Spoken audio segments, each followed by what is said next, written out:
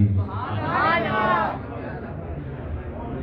أما بعد فقد قال الله تبارك وتعالى في القرآن الكريم: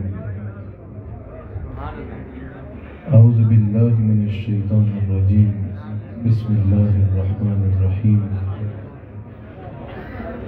يا أيها النبي إنا أرسلناك شاهدا. صدق الله العظيم وصدق رسوله النبي الكريم. سچا ہمارا مالک اور سچا ہمارا خالق کہ سوا اس واحد یکتا کی کوئی عبادت کی لائق نہیں، اور سچے اس کے پیارے حبیب آپ کے اور میرے آقا مولا رحمت للعالمین خاتم النبیین حضرت سیدنا و مولانا محمد رسول اللہ صلی اللہ علیہ وآلہ وسلم کہ جن کے ذکر کی اس خوبصورت محفل میں اور آپ حاضر ہیں. الحمدللہ حضور علیہ السلام کے ذکر کی خوبصورت محفل ہے. کافی دیر سے یہاں حضور کی بارگاہ اقدس میں ہدایہ عقیدت پیش کیے جا رہے ہیں. اللہ کریم اس محفل کو اپنی بارگاہ میں قبول فرمائے، سجانے والوں کو بھی اجر عظیم عطا فرمائے، اور آپ لوگ جو حضور علیہ السلام سے اظہار محبت کی خاطر یہاں جمع ہیں، اللہ کریم آپ سب کو بھی حضور علیہ السلام کی محبت کے صلے میں دنیا و آخرت میں حضور علیہ السلام کا قرب عطا فرمائے. حضور علیہ السلام کی شان بیان کرنے کی خاطر ہی مجھے یہاں مدعو کیا گیا. حضور کے ذکر کی ہی یہ مجلس ہے. قرآن کریم میں مختلف مقامات پہ اللہ کریم حضور علیہ السلام کی شان کو بیان فرماتا ہے. وقت کے اعتبار سے میں آج اختصار سے بیان کروں گا، تھوڑا وقت بیان کروں گا کیونکہ صبح انشاءاللہ عیدگاہ شریف میں بھی یوم حضرت مولا کائنات رضی اللہ تعالیٰ عنہ کی تقریب ہے. مجھے واپس سفر بھی کرنا ہے. تھوڑی دیر بیان کروں گا لیکن آپ کی بھرپور توجہ درکار ہے. ذرا ایک بار ہاتھ اٹھا کے بتاؤ کون کون حضور کا ذکر سننے بیٹھا ہے. آپ کا جذبہ میں دیکھوں تو پھر اسی جذبے سے میں بھی بیان کروں. اگر آپ سونے کا ثبوت دیں گے تو میں بھی سونے کا ثبوت دیتا ہوں. اگر آپ ہونے کا ثبوت دیں تو میں بھی ہونے کا. بتاؤ کون کون حضور کا ذکر سننے بیٹھا ہے؟ کون کون زندہ نبی کا زندہ غلام بیٹھا ہے؟ زندہ نبی کے زندہ غلام بن کے سننا ہے. میں تھوڑی دیر بات کروں گا لیکن آپ کی بھرپور توجہ درکار ہوگی. قرآن کریم میں اللہ کریم نے مختلف انداز میں حضور کی شانوں کو بیان فرمایا. مختلف مقامات پہ مختلف انداز میں اللہ حضور کی شان بیان کر رہا ہے. ظاہر ہے سارا قرآن ہمارے آقا کی مداح بیان کرتا ہے. ام المؤمنین صدیقہ بنت صدیق حضرت عائشہ صدیقہ سلام علیہا سے کسی نے کہا کہ ذرا حضور کے اخلاق کے متعلق تو کچھ بتائیے، ذرا حضور کی شان تو بیان کیجئے. آپ نے فرمایا سوال کرنے والے کیا تو نے کبھی قرآن نہیں پڑھا؟ جا قرآن پڑھ لے، اول تا آخر قرآن میرے آقا کی ثنا بیان کرتا ہے. تو مختلف مقامات پہ اللہ نے میرے آقا کی ثنا کو بیان کیا. جو آیت میں نے تلاوت کی اللہ کریم فرماتا ہے یا ایہا النبی انا ارسلناک شاہدا. بس یہی میرا عنوان ہے. میں نے اسی کی تفسیر میں گفتگو کرنی ہے. قرآن و حدیث سے میں نے اسی کی تفسیر میں گفتگو کرنی ہے. سب سے پہلے ترجمہ کیجئے. اللہ نے فرمایا یا ایہا النبی. موضوع میرا انا ارسلناک شاہدا ہے لیکن یہاں رکے بغیر آگے جایا نہیں جا سکتا. یا ایہا النبی انا ارسلناک شاہدا. اب میں نے اس آیت کا ترجمہ جاننا چاہا، میں نے اس آیت کا ترجمہ پڑھنا چاہا. میں نے کہا حضور کی اتنی خوبصورت شان ہے اس پہ بیان کیا جائے. میں نے ترجمہ اٹھایا تو ایک شخصیت کا ترجمہ میرے ہاتھ لگا. میں نے دیکھا تو انہوں نے یا کا ترجمہ کیا ہوا ہے، ایہا کا ترجمہ بھی کیا ہوا ہے، نبی کا ترجمہ خالی نبی، پھر آگے آیت کا ترجمہ کیا ہے. میں نے کہا یہ کیا وجہ ہوئی؟ نبی کا ترجمہ کیوں نہیں کیا؟ یا کا بھی ترجمہ کر دیا، ایہا کا بھی ترجمہ لکھ دیا، انا ارسلناک شاہدہ کا ترجمہ بھی لکھ دیا. یہ نبی کے ترجمہ میں گڑبڑ کیوں کر رہے ہیں؟ یہ نبی کا ترجمہ خالی نبی، اس کی کیا وجہ ہے؟ اچھا پہلے جب میں نے پڑھا نا تو میں سمجھا یہ ترجمہ کرنے والے کی عربی کمزور ہے. ذرا عربی کمزور ہوگی، نبی کا مطلب نہیں آتا ہوگا تو نیچے بھی نبی لکھ دیا ترجمے میں. پھر میں سوچنے کے لیے بیٹھا. میں نے کہا اگر نبی کا ترجمہ، اگر عربی کمزور ہوتی تو پورے قرآن کا ترجمہ نہ کرتے. اگر عربی ہی کمزور تھی تو پورے قرآن کا ترجمہ کر دیا، نبی کا ترجمہ نہیں کر پائے. میں سوچنے بیٹھا بیٹھ گیا؟ اگر عربی کمزور ہے تو پورے قرآن کا ترجمہ کیسے کیا؟ اور اگر عربی مضبوط ہے تو نبی کا ترجمہ کیوں نہیں کیا؟ میں بڑے غور کے بعد اس نتیجے پہ پہنچا، عربی کمزور نہیں، ترجمہ کرنے والے کا ایمان کمزور ہے، اس کا ایمان کمزور ہے۔ نبی کا ترجمہ کرے تو کیسے کرے؟ اگر نبی کا ترجمہ کر دیا تو یہ جو اپنے عقیدے کی گٹھری اٹھائی بار گلی گلے میں پھرتا ہے، خالی لوٹا رہ جائے گا، عقیدہ باقی نہیں بچے گا۔ اگر نبی کا ترجمہ کر دیا تو عقیدہ کہا جائے گا، کیونکہ نبی کہتے ہی اس کو ہے جو غیب کی خبریں دینے والا ہوتا ہے۔ اگر ترجمہ پڑھنا ہے تو کسی بیمان کا نہیں پڑھنا، ترجمہ پڑھنا ہے تو اس کا پڑھو جسے امام محمد رضا خان کہتے ہیں، اس کا پڑھو جو ترجمہ پڑھو جسے کنز الایمان کہتے ہیں، جو خالی نام کا خزانہ نہیں ہے، جو انسان کے دل میں صاحب قرآن کی محبت کو منزل کر دیتا ہے۔ چہرہ مصطفیٰ اصل قرآن ہے، عاشقوں کی تلاوت پہ لاکھوں سلام۔ میں نے کہا نبی کا ترجمہ کیوں نہیں دیا؟ کہا ٹھیک ہے کر دیتے ہیں۔ میں نے کہا کیا ہے نبی کا ترجمہ؟ کہا نبی کا ترجمہ ہے خبر دینے والا۔ میں نے کہا پھر کہیے گا؟ کہا خبر دینے والا۔ میں نے کہا صرف خبر دینے والا؟ کہا ہاں صرف خبر دینے والا۔ تو میں نے کہا آج اگر میں گوگل اٹھاؤں اور گوگل پہ کچھ لکھوں تو گوگل دنیا جہان کی خبریں دے دیتا ہے، لیکن میرے نبی تو خاتم النبیین ہیں، میرے نبی تو ختم نبوت کا تاج سر پہ سجا کے آئے ہیں، میرے نبی کے بعد تو کسی نبی کا آنا ممکن ہی نہیں ہے، میرے نبی کے بعد تو کوئی نبی نہیں آنا، میرے نبی تو تاجدار ختم نبوت کی شان والے ہیں۔ تو نبی خالی خبر دینے والے کو نہیں کہتے، نبی سے کوئی یہ نہیں پوچھتا آج درجہ حرارت کیا ہے، نبی سے کوئی یہ نہیں پوچھتا کہ آج ڈالر کا ریٹ کیا ہے۔ جو خبریں عام عقل جان سکے وہ نبی سے نہیں پوچھی جاتی، جو چیز عام آنکھ دیکھ سکے وہ نبی سے نہیں پوچھا جاتا۔ نبی خبر ہی وہ دیتا ہے جو عام ذہن سوچ نہ پائے، جو عام آنکھ دیکھ نہ پائے، جو سب سے غیب ہو، اس غیب کی خبر دینے والے کو نبی کہا جاتا ہے، اس غیب کی خبر دینے والے کو نبی کہا جاتا ہے۔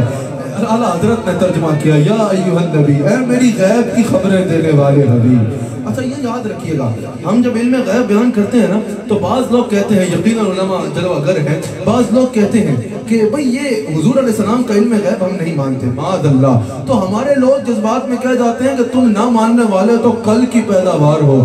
یاد رکھنا یہ بات ٹھیک نہیں ہے، ان کی تاریخ بھی بہت پرانی ہے۔ یہ جو حضور کا علم غیب نہیں مانتے نا، یہ بھی کل کی پیداوار نہیں ہے، ان کی تاریخ بھی پرانی ہے، اور ان کی تاریخ بھی اتنی ہی پرانی ہے جتنی ہماری تاریخ پرانی ہے۔ ان کو نعمت کہنا یہ بات مناسب نہیں ہے، یہ تو ان کو کلین چٹ دینے کی ایک طریقے سے ہے کہ یہ نئے ہیں، یہ نئے نہیں ہیں۔ جتنے پرانے ہم ہیں نا علم غیب ماننے والے، اتنی پرانے یہ ہیں نہ ماننے والے۔ میں بات بیان کرتا ہوں، ان کا دل نہ دکھے نا کہ ہمیں نیا کہہ رہے ہیں، چلو بات بیان کر دیتا ہوں، ان کی تاریخ بھی پرانی ہے، ان کی تاریخ بیان کر دوں ذرا۔ میرے نبی ممبر پہ جلوہ گر ہوتے ہیں، میرے نبی فرماتے ہیں سلونی ما شئتم، مجھ سے سوال کرو، جو خبر چاہتے ہو مجھ سے پوچھو، میں یہاں بیٹھے تمہیں عطا فرماؤں گا۔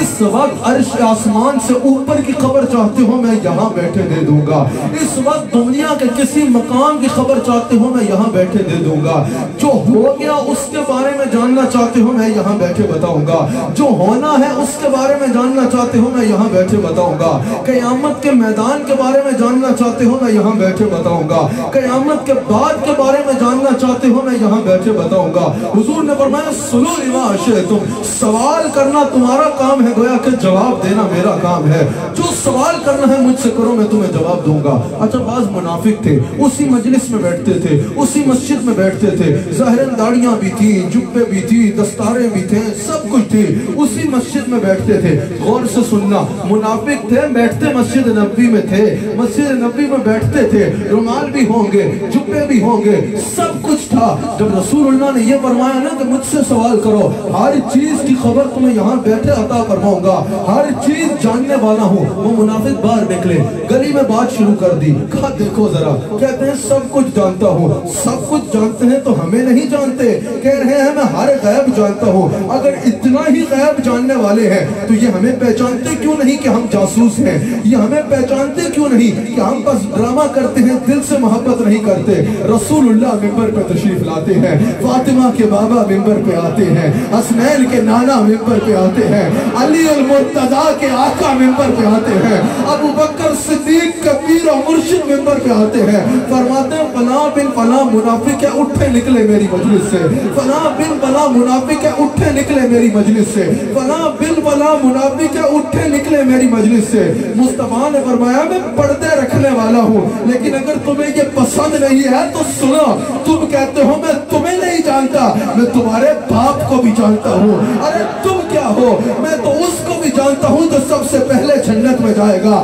صرف اس کو نہیں اس کے باپ کو بھی جانتا ہوں، اس کو بھی جانتا ہوں جو سب سے آخر میں جنت میں جائے گا، صرف اس کو نہیں بلکہ اس کے باپ سے بھی واقف ہوں۔ فیصلہ باد والوں، میں نے جب یہ پڑھا نا تو میں جھومنا شروع ہو گیا، میں جھومنا شروع ہو گیا۔ میرے ساتھیوں نے پوچھا اس میں جھومنے کی کیا بات ہے؟ حضور نے منافقوں کو پہچانا، یہ بہت بڑی شان ہے، پر تم اس میں اتنا خوش کیوں ہو رہے ہو؟ میں نے کہا دیکھو دیکھو، جو نبی اس قدر شان والا ہے، اتنے علم والا ہے کہ دشمن کے دل میں چھپے ہوئے بغض کو پہچان سکتا ہے، کیا وہ غلام کے دل کی محبت کو نہیں جان سکتا؟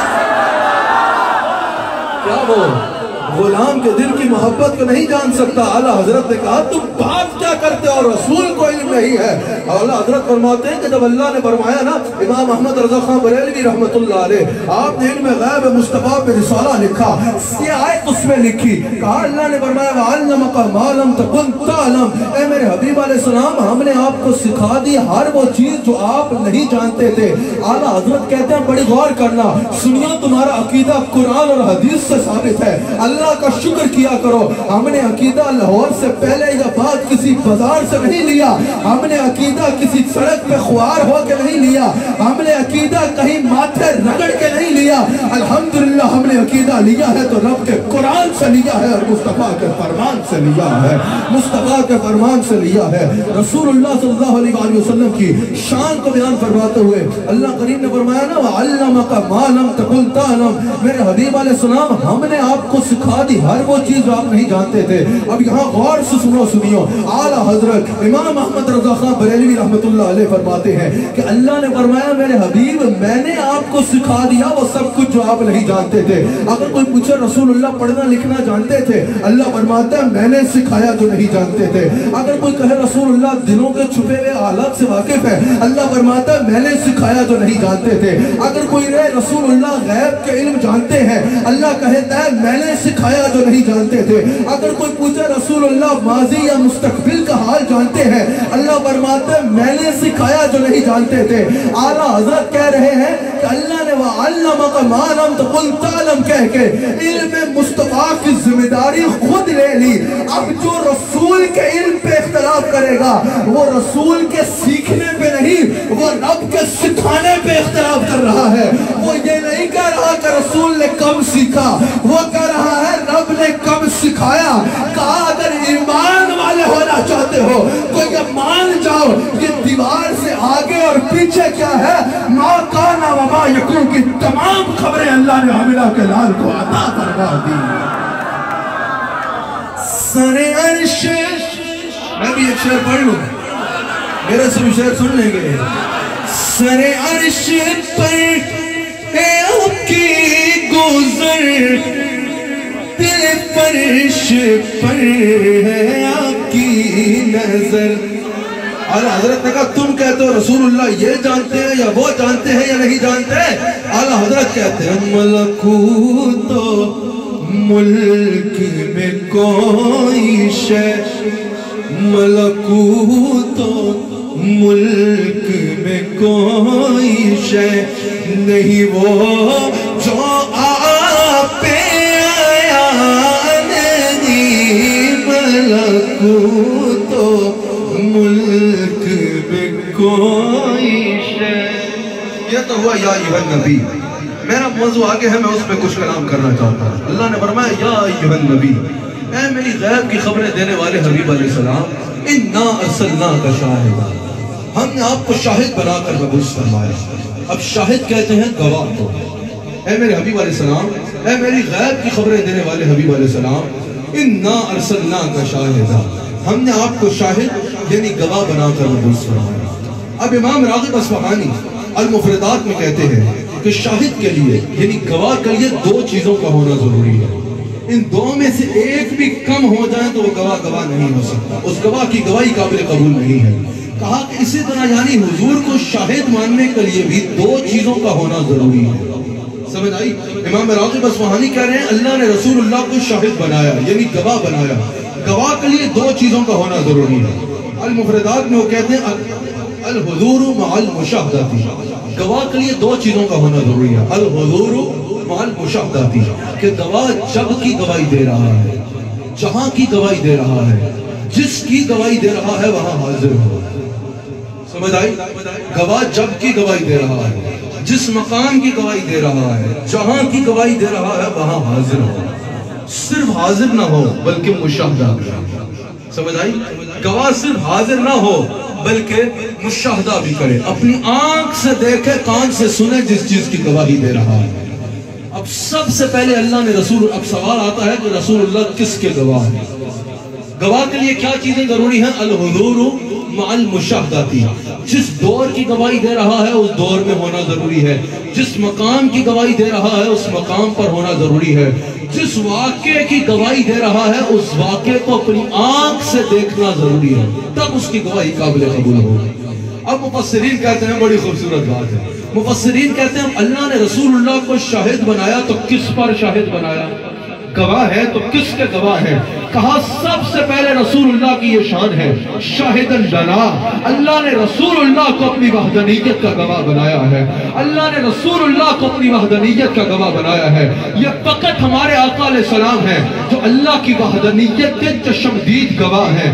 اللہ نے رسول اللہ کو اپنی وحدانیت کا گواہ بنایا ہے.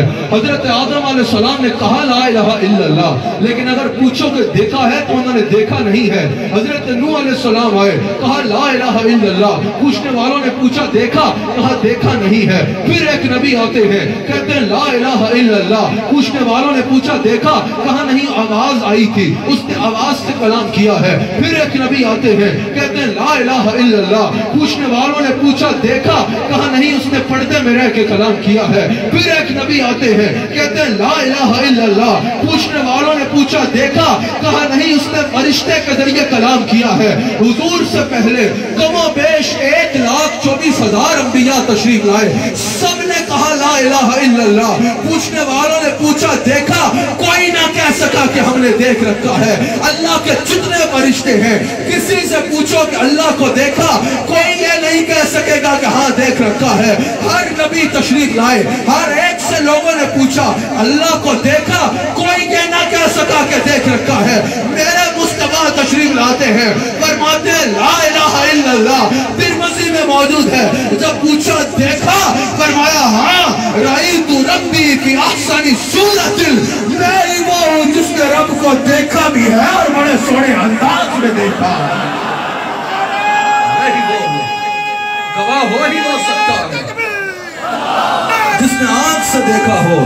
میرے مصطفیٰ واحد وہ ذات ہے جنہوں نے خدا کے چشمدید گواہ ہے، خدا کی وحدانیت کے چشمدید گواہ ہے. میرے مصطفیٰ ہی تو وہ ہیں جنہوں نے خدا کو دیکھ کے کہا ہاں لا الہ الا اللہ، دیکھ کر بھی کہا اللہ اکبر. اعلیٰ حضرت نے کہا کہ تم کہتے ہو رسول کو علم غیب ہے یا نہیں؟ کہا کہ اور کوئی غیب کیا آپ سے لہا ہو بھلا، اور کوئی غیب آپ سے کیا چھپے گا؟ اور کوئی غیب کیا آپ سے لہا ہو بھلا، جب نہ خدا ہی چھپا آپ کروڑا درود، جب نہ خدا ہی چھپا آپ کروڑا درود. معراج کا مہینہ ہے، وہ شب معراج رات اور وہ سب میں شرکت آج، کوئی نہ آپ سا ہوا آپ کروڑا درود، کوئی نہ آپ سا ہوا آپ کروڑا درود. اللہ نے فرمایا انا ارسلناک شاہدا. اب بڑے غور سے سنیے تمہارے عقیدہ کی بات ہے، یہ تمہارے عقیدہ کی بات ہے. عقیدہ ہونا بھی بہت ضروری ہے اور عقیدہ پہ ثبوت ہونا بھی بہت ضروری ہے. حضور علیہ السلام کو اللہ نے کیا فرمایا؟ انا ارسلناک شاہدا. کس کس کا عقیدہ ہے حضور حاضر و ناظر ہے؟ حاضر و ناظر ہے نا مصطفیٰ؟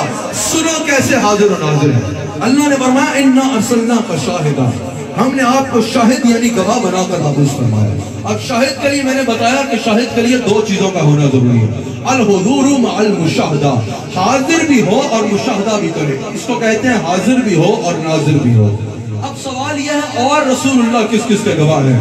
مفسرین نے کہا کہ اللہ نے رسول اللہ کو ہر اس کا گواہ بنایا جس کی طرف رسول اللہ کو بھیجا. سمجھ آئی؟ رسول اللہ ہر اس کے گواہ ہیں جس کی طرف بھیجے گئے ہیں.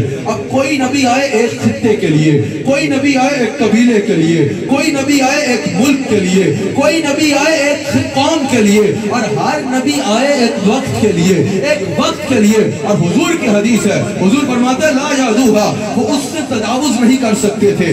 جتنے وقت کے لیے آئے اس سے تجاوز نہیں کیا، جتنے علاقے کے لیے آئے اس سے گویا کہ تجاوز نہیں کیا. ہر نبی تشریف لائے، کوئی ایک بندے کے لیے، کوئی ایک خاندان کے لیے، ایک قبیلے کے لیے، کوئی ایک قوم کے لیے، کوئی ایک ملک کے لیے، کوئی ایک محدود وقت کے لیے. جب میرے آقا تشریف لائے اللہ نے فرمایا وما ارسلناک الا کافۃ للناس، میرے حبیب علیہ السلام آپ کو ساری انسانیت کے لیے کافی بنا کے بھیجا ہے. وما ارسلناک الا رحمۃ للعالمین، میرے حبیب علیہ السلام ہم نے اپنے دامن ربوبیت کے ساتھ آپ کے دامن رحمت کو وابستہ کر کے ایسے پھیلا دیا ہے. اب جہاں جہاں ہماری خدائی ہے وہاں وہاں آپ کی وزارت مصطفی ہے. پتہ چلا میرے آقا مشرق والوں کے گواہ ہے، مشرق میں بھی حاضر ہے، مغرب والوں کے گواہ ہے، مغرب میں بھی حاضر ہے، زمین والوں کے گواہ ہے، زمین پہ بھی حاضر ہے، آسمان والوں کے گواہ ہے، آسمان پہ بھی حاضر ہے، سدرہ والوں کے گواہ ہے، سدرہ پہ بھی حاضر ہے، جنت والوں کے گواہ ہے، جنت پہ بھی حاضر ہے.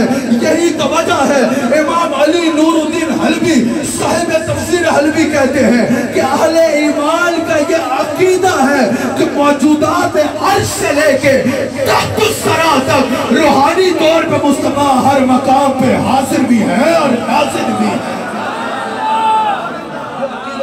سنت کا میرے مصطفیٰ روحانی طور پہ ہر مقام پہ حاضر بھی ہے اور ناظر بھی ہے.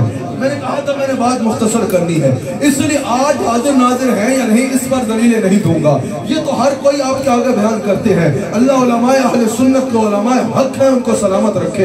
اس میں تو آپ کو بہت سی دلیلیں یاد ہوگی کہ رسول اللہ آج حاضر و ناظر ہیں. آئے میں آپ کے آگے ایک اور بات رکھتا ہوں تو شاید آپ نے پہلی نہ سنی ہو، اور ایسی بات نہیں کر جاؤں گا، اس پہ قرآن اور حدیث سے ثبوت پیش کروں گا. تم کہتے ہو رسول آج حاضر ناظر ہیں یا نہیں ہیں؟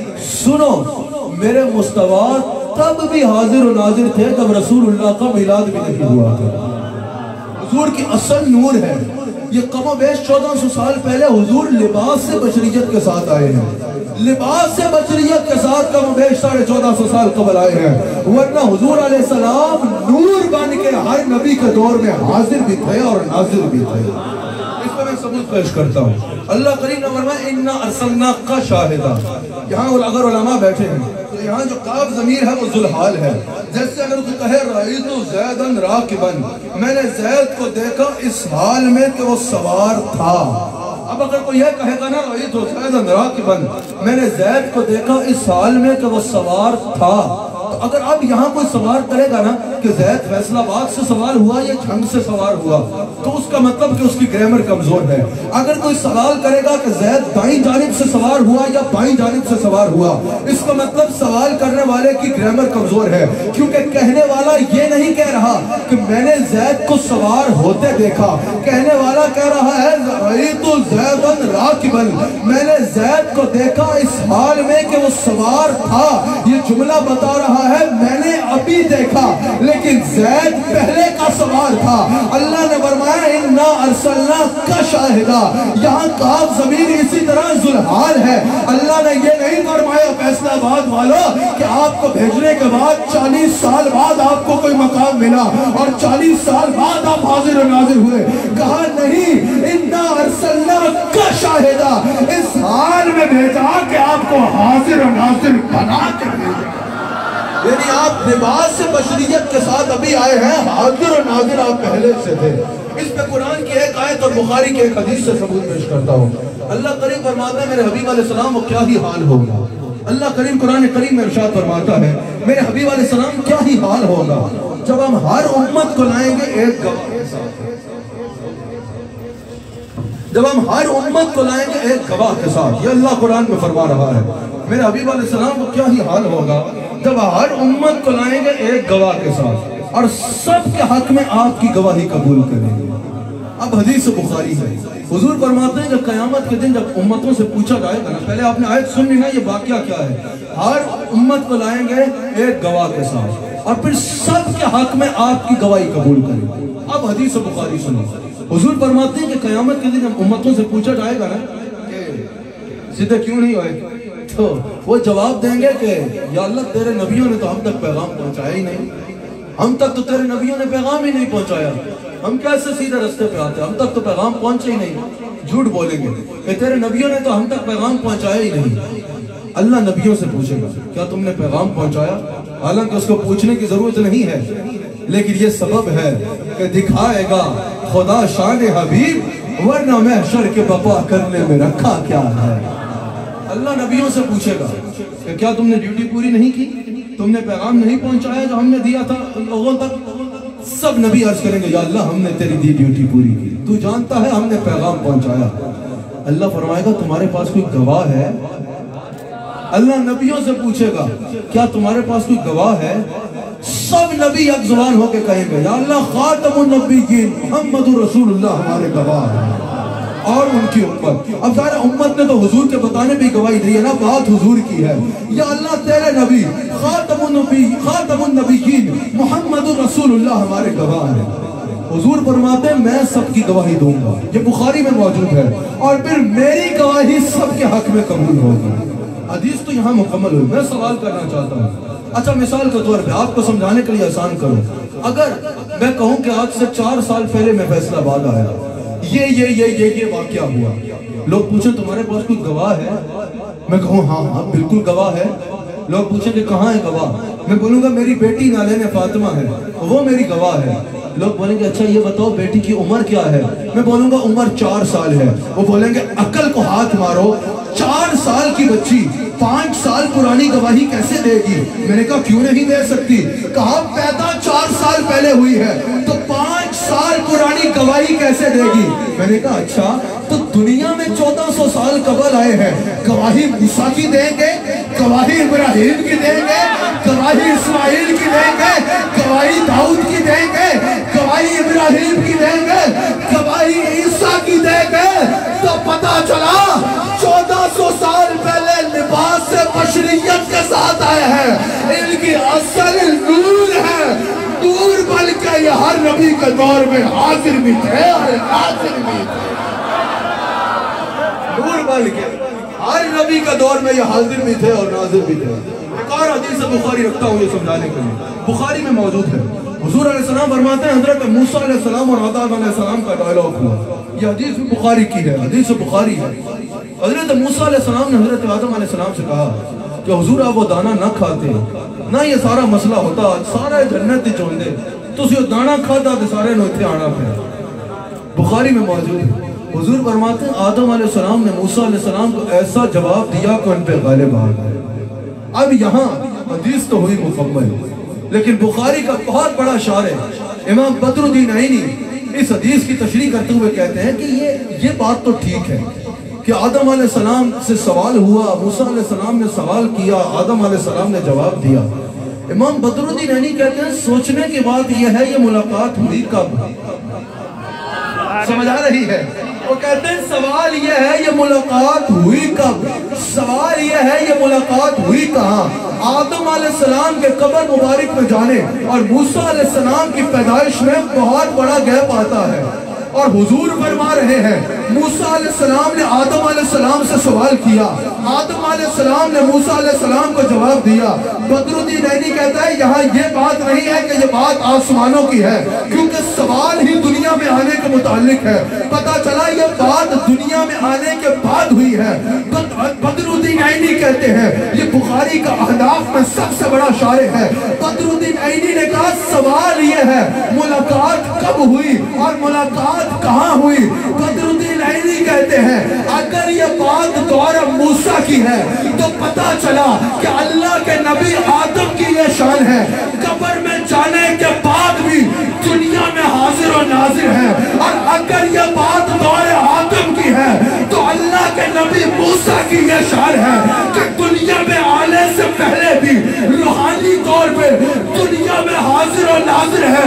بدر الدین عینی کہتا ہے آدم بھی مصطفیٰ کے مقتدی, موسیٰ بھی مصطفیٰ کے مقتدی, اور جس کا مقتدی ایسا ہے امام الانبیاء کا عالم.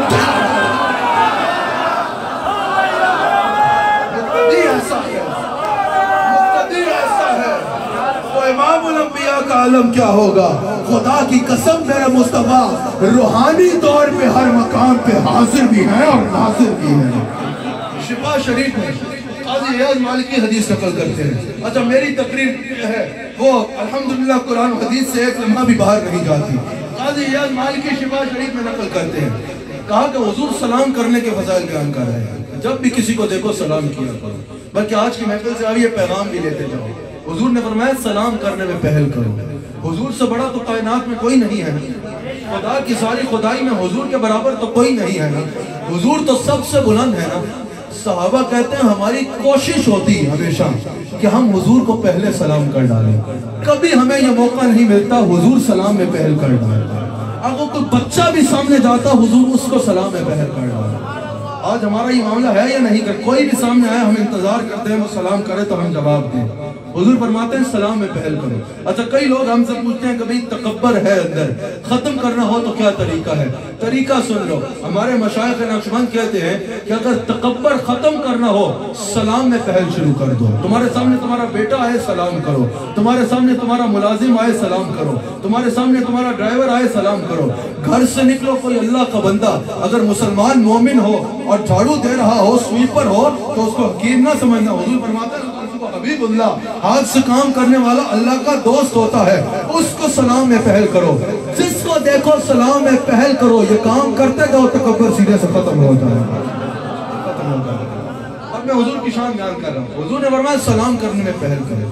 قاضی عیاض مالکی نے شفا میں اس حدیث کا نقل کیا ہے. ایک صحابی اٹھے, حضور نے جب فرمایا نا کہ جب بھی گھر جاؤ تو گھر والوں کو سلام کرنے میں پہل کرو, کوشش کرو گھر جاتے ہی سلام کرو. ایک صحابی اٹھے, کہا یا رسول اللہ اگر گھر خالی ہے, دروازہ ہی میں کھول رہا ہوں, مجھے پتا ہے اندر کوئی نہیں ہے, پھر کیا کروں. یہ حدیث قاضی عیاض نقل کر رہے ہیں شفا میں. کہا یا رسول اللہ اگر گھر خالی ہے, دروازہ میں کھول رہا ہوں, مجھے پتا ہے اندر کوئی نہیں ہے, پھر کیا کروں. حضور نے فرمایا کوئی نہیں ہوا تو میں تو ہوں گا نا. دروازہ کھول کے کہنا الصلاۃ والسلام علیکہ یا رسول اللہ. صدیق اکبر کا عقیدہ ہے, طبرانی میں موجود ہے, کئی کتب حدیث میں یہ حدیث موجود ہے. افضل البشر بعد الانبیاء بالتحقیق حضرت سیدنا صدیق اکبر. جب تبوک کا مقام پر حضور نے فرمایا تبوک سے پہلے کہ مال کی ضرورت ہے, دین کو مال پیش کیا جائے, صدیق اکبر سارا مال لے کے آ گئے. حضور نے فرمایا ابو بکر گھر کا چھوڑ کے آ رہے ہو.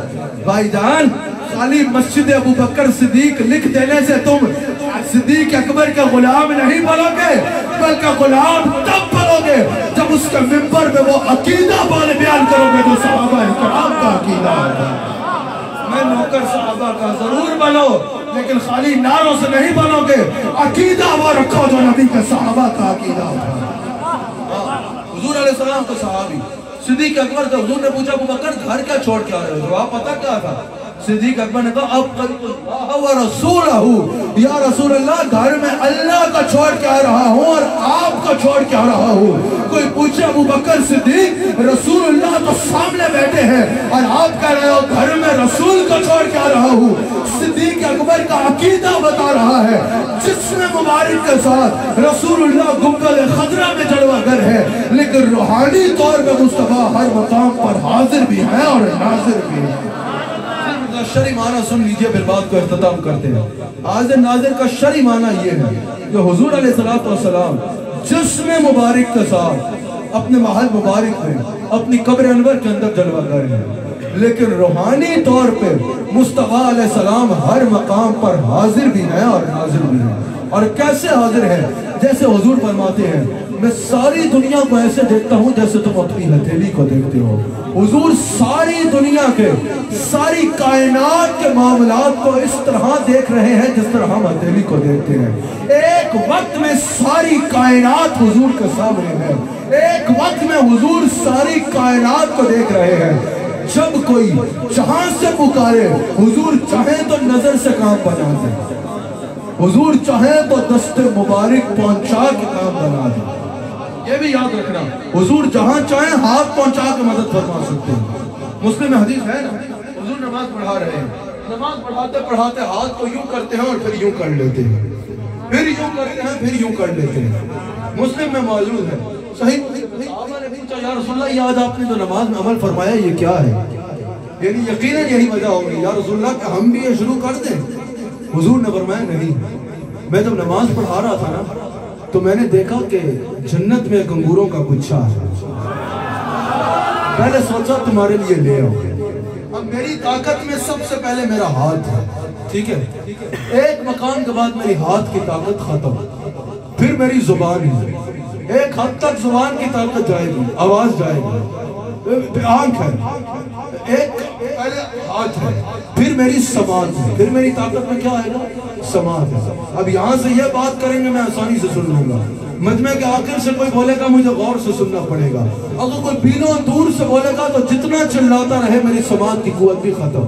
پہلے ہاتھ، پھر سماعت، پھر کیا ہے؟ میری نظر ہے، ایک حد تک نظر جاتی ہے، نظر آخر نظر ہے، بڑی دور دور چلی جاتی ہے، لیکن ایک حد کے بعد نظر کی طاقت بھی ختم۔ سب سے پہلے ہاتھ، پھر سماعت، پھر نظر۔ مسلم میں موجود ہے رسول اللہ نے فرمایا میں نماز پڑھا رہا تھا صلی اللہ علیہ وسلم، میں نماز پڑھا رہا تھا تو میں نے دیکھا جنت میں انگوروں کا گچھا ہے، ہاتھ اس لیے اٹھایا سوچا تمہارے لیے لے آؤ، پھر میں نے کہا تم وہی جا کے کھانا، اگر لے آتا تو قیامت تک تم کھاتے میرا لنگر یہ ختم نہ ہوتا۔ حضور نے فرمایا میں نے ہاتھ اٹھایا اور کہاں سے انگور لا رہا تھا؟ کہاں سے؟ میں پوچھتا ہوں یہ جنت کہاں کر کے ہے؟ یہ جنت کہاں کر کے ہے؟ یہ جنت 7 آسمان اوپر سدرہ پہ ہے، جس کے ہاتھ کی طاقت اتنی ہے زمین سے اٹھے 7 آسمان اوپر جاتا ہے، اس کی سماعت کا عالم کیا ہوگا؟ جس کی سماعت ایسی ہے معراج کی رات واپس آگے کہتے ہیں بلال نے قدموں کی آہٹ سن رہا تھا، اس کی نظر کیسی ہوگی؟ خدا کی قسم جہاں بھی ہو وہیں سے دو صدا سرکار سنتے ہیں، سرے آئینہ سنتے ہیں، پسے دیوار سنتے ہیں، میں صدقے جاؤں ان کی رحمت للعالمینی کے، پکارو چاہو جتنی بار وہ ہر بار سنتے ہیں۔ علیہ السلام اللہ کے غیب دان بھی ہیں اور روحانی طور پہ ہر مقام پر حاضر بھی ہیں اور ناظر بھی ہیں، اور اللہ کی طرف سے مختار کل بنائے گئے ہیں، جب چاہے جس کو چاہے اللہ کے خزانوں سے جتنا چاہے عطا فرمانے پہ اختیار رکھتے ہیں۔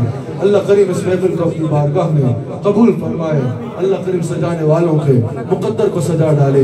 میں اور گفتگو کرتا لیکن صبح یوم مولا علی رضی اللہ تعالیٰ عنہ ہے عیدگاہ شریف میں، تو مجھے وہاں پہنچنا ضروری ہے۔